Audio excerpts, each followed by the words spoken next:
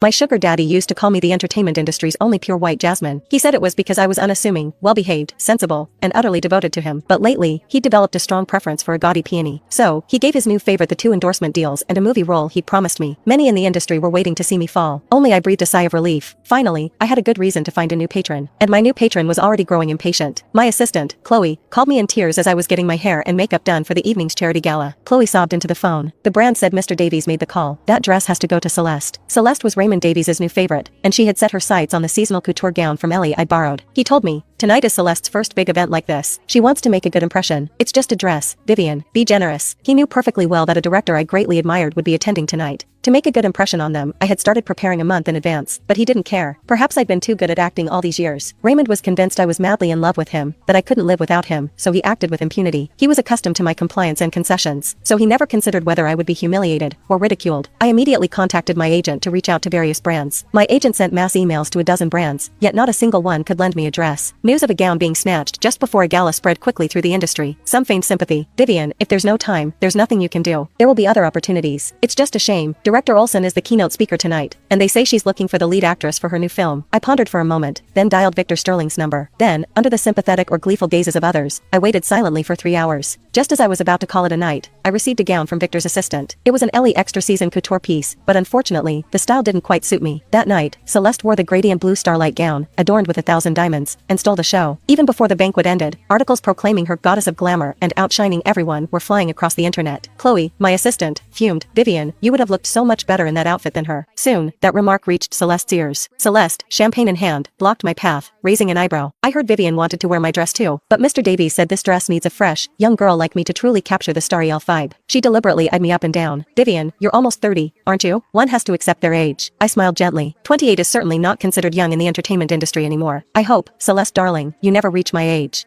Celeste paused, likely still trying to decipher what I meant. I had already given a polite nod and walked past her towards the backstage. By the time Celeste realized and texted to curse me out, I was already back at my apartment, finished with makeup removal, and preparing for a shower. I read the text and inwardly tiskered. Raymond's new favorite was beautiful, but unfortunately, she lacked any real intelligence. As I was blow-drying my hair after my shower, I received a string of messages from Chloe. She said an endorsement deal I'd been in talks for had been snatched by Celeste. And the film I was supposed to start shooting tomorrow? Celeste had been slotted in as well. They said she was the secondary lead, but her screen time wouldn't be much less than mine. To be fair, Raymond was a decent sugar daddy. When he was infatuated with someone, he'd lavish them with the best things. I'd experienced that treatment myself. Otherwise, I wouldn't have gone from being a complete unknown to a top-tier star in just 5 years.